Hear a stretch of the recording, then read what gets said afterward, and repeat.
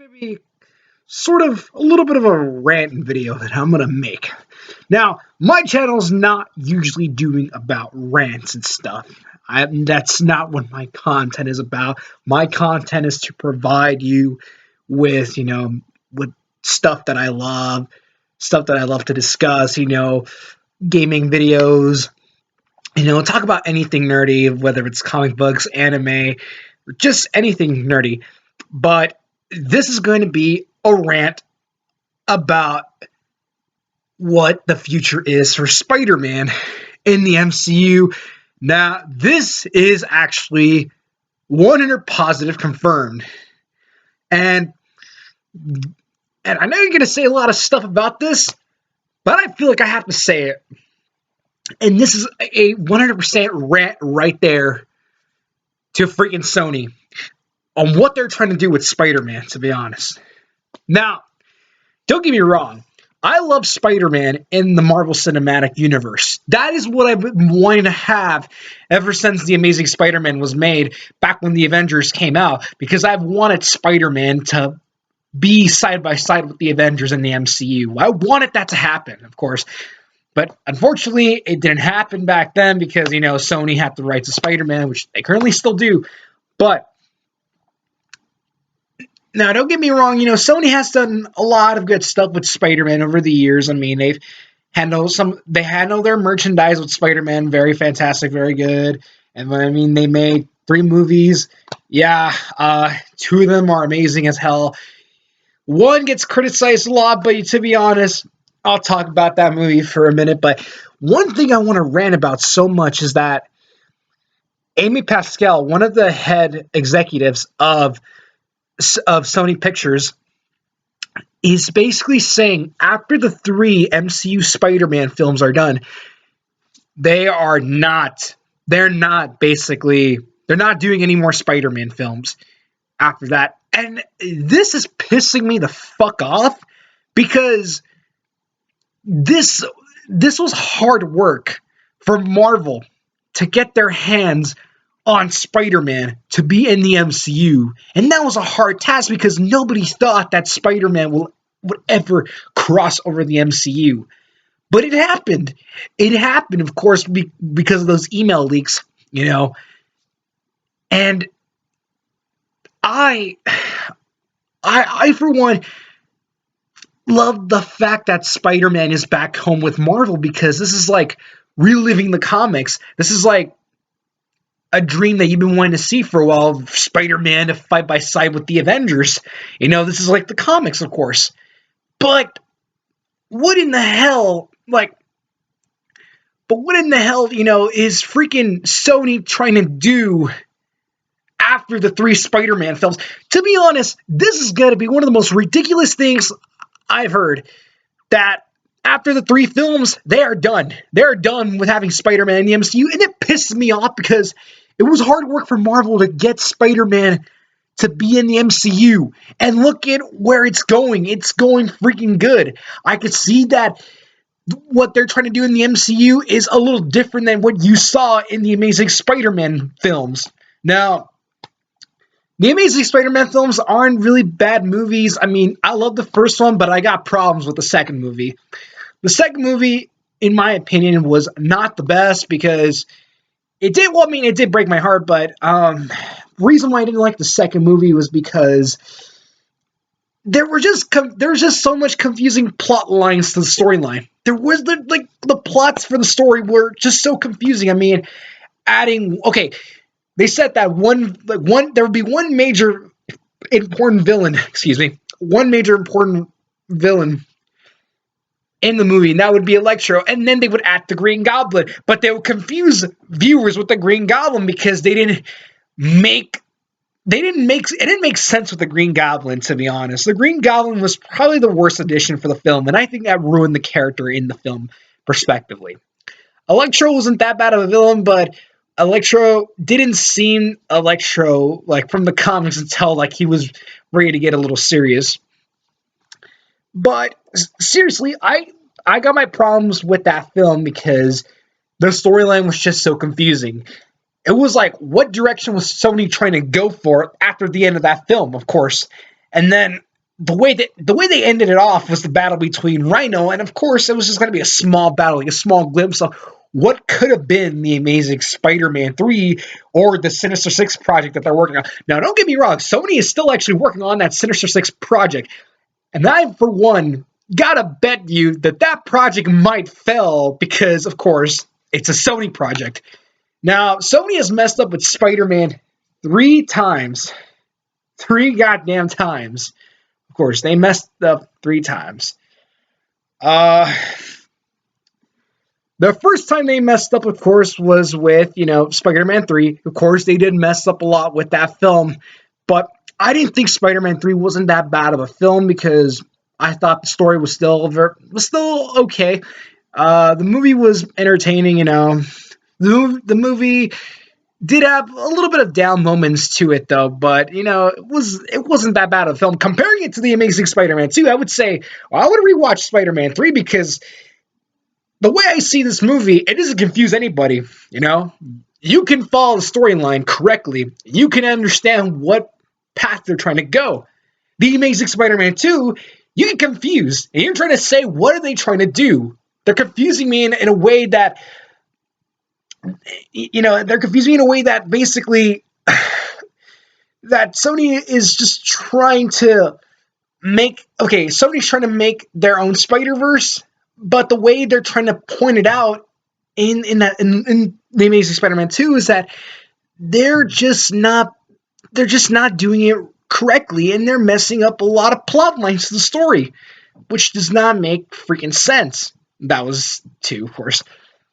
Third time, now they're messing up, but the third time is that Spider-Man is definitely out for the MCU, and that messes up, the character big time because think about it.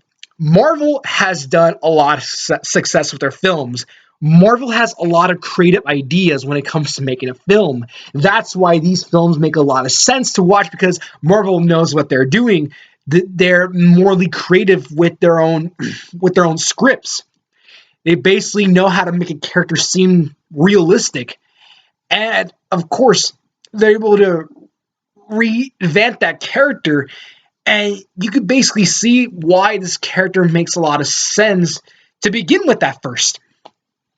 Like, it could be Iron Man. It could be Captain America. It could be Star-Lord. It could be Rocky. It could be anybody in the MCU right now. Hell, even the Netflix shows, too. I mean, Marvel does a great job with their Netflix shows as well. Of course, I know Iron Fist is still getting a lot of heat because he's white, and I'm like, so what if he's white? I don't freaking care. I just want to watch the goddamn show. Who gives a shit if he's fucking white?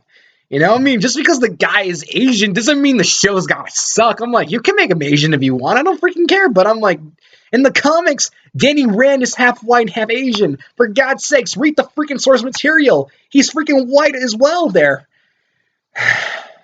Okay, but back to Spider-Man. But yes, this to me really messes up, the Spider-Man connection in a way for the MCU because if the character's done after Infinity Wars, right, and after the 3 films, after the three freaking films, what now? Like, what's left for Spider-Man? We know that there's a Venom project that's coming out in 2018, and it's going to be supposed to be filming around, I think, fall of this year, and it's going to come out the fall of 2018. Now, I don't know about my hypes at all for the movie. I know it's not an MCU project, but I still actually want to check it out because I want to know, can Sony still pull it off with Venom, even if it's not an MCU film. So we'll see how that goes. And we know Sony's also trying to still make their Spider-Verse universe, and they're trying to make a Black Cat and a Silver Sable project. But Silver Sable, I think, is a character that could have been used more in the MCU because Silver Sable is one of those characters that fits that dark theme era of Marvel. Like, let's say on the Netflix shows, for example, when you have characters like Daredevil, Luke Cage, Jessica Jones, and Iron Fist, and Punisher. And she would have fit that category right there. Like, she could have, basically, she could have gone like you could have had like a connection between her. Like let's say in the Punisher, if they referenced her, you could have seen that connection. Like you could have more heroes coming in, like Blade and Ghost Rider coming into to the Netflix shows, and it would have made more sense because of course she's also a Marvel Knights character. Now, Silver Sable is one of the most underrated comic book characters, but she is one of the most useful characters when it comes to like the Defenders, when it comes to Spider-Man or the Punisher. She's very useful at times, but you know she could have been very more useful in the MCU. But we'll see what Sony can do with her films. And I know she's morely connected with Spider-Man because that's where she was first introduced. Of course, she was introduced in the Spider-Man comics, like the Punisher was back then. But I don't get why Sony is still trying to do their Spider-Verse not in the MCU. You could still make the Sinister Six project happen, but in the MCU, that's where it would make more sense to have that. But Sony's watching like, nah. After these films, we're done. We can continue making our Spider-Man universe without the help of Marvel. Now, that is where it gets upsetting to me because I'm like, do you know how much people wanted to see Spider-Man in the MCU so badly? Now people are not going to see him anymore? Are you freaking serious? Like, this is just fucking ridiculous. Freaking bullshit. I mean, they messed up 3 times with Spider-Man. That third time is just the recent one that they just messed up right now. And that's to freaking get him out of the MCU after those 3 films are done, of course. I mean, but this is bullshit. Yeah, this is freaking bullshit. I think that Sony may not pull it off after Spider-Man's done. Now, Tom Holland just recently actually did a report on this, and he said that he is able to reprise his role as Spider-Man in Sony's own Spider-Verse. But to be honest, it's not going to be the same anymore as you see in the MCU because, we finally got the Peter Parker that we kind of wanted to see to be, to be rebuilt for a while. I mean, we got the Peter Parker that has the nerdy look and that has the freaking brain of a scientist because that's who Peter Parker is. And I'm finally glad that they made him go back to high school because, of course, I mean, that's who the character was. And the character got his powers when he was 16 years old. He was a sophomore when he got his powers. And I believe in the movie he's a sophomore currently.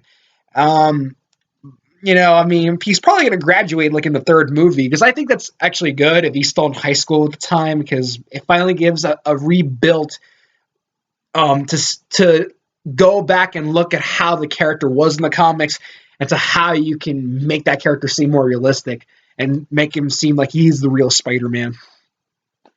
But, what can I say? This is Sony's idea about Spider-Man's future. After Infinity Wars and after the 2 Spider-Man films, yep, he's gone. He's gone in the MCU for good, which that does suck. But yeah, that's all I have to say. And this is freaking bullshit. I mean, we finally had that feeling that Spider-Man was back for good, and now they're just like, no, he's gone.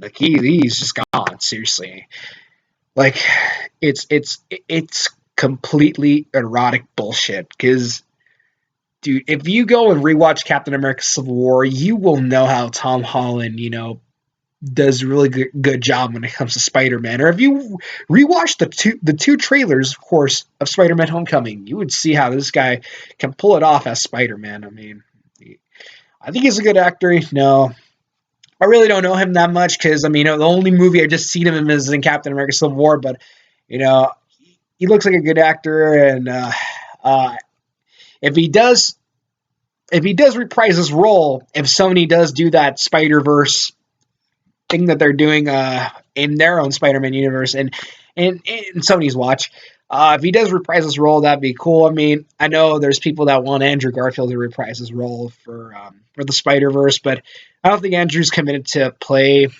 Spider-Man again ever since the legal issues that he had with Sony after the Amazing Spider-Man 2. I guess you guys know what happened, but if you don't know, I'll shorten it up. Basically, back in 2014, he was supposed to go to the Rio de Janeiro World Cup game and promote the Amazing Spider-Man 3. However, he didn't show up, so um, Sony's CEO, I think his name is Kazurada. He's also the head of the PlayStation team. He was pissed as hell, and he fired Garfield, and he didn't want Garfield to be involved in any Spider-Man future projects later on. So that's where they got stuck at the time, and that's when they did the emails. Where Amy Pascal emailed Kevin Feige, seeing there was a possibility of having Spider-Man in the MCU. But yeah, I mean, like this just pissed me off that Spider-Man will no longer be in the MCU, and it's freaking bullshit because, like I said, it took us like years to see Spider-Man finally being in the MCU, finally being in the event with the Avengers. For God freaking sakes, now he's gonna be with fucking Guardians of the Galaxy. And now what? After his films, they're done. This is just freaking bullshit, to be honest. Yeah. But that wraps it. I hope you guys didn't get too irritated with my rant, but this is my opinion. You know what? Sony, F you for trying to make Spider-Man leave the MCU so badly. F you, and F your future Spider-Man projects, because I know they might suck, so that's it. But I'm still checking Venom out. Sorry. I'm still gonna check it out because I actually want to know if that's gonna be good or not. So Sony, F you, F you, F you, F you. I don't know. I mean, like, I don't know, Sony. I don't know what the hell. Like, it took us a long time for Spider-Man to be in the MCU, and now you're just trying to do this. What the freaking hell, dude? Really? I mean, I don't know what to say. But yeah, this is my rant, and yes, bye bye.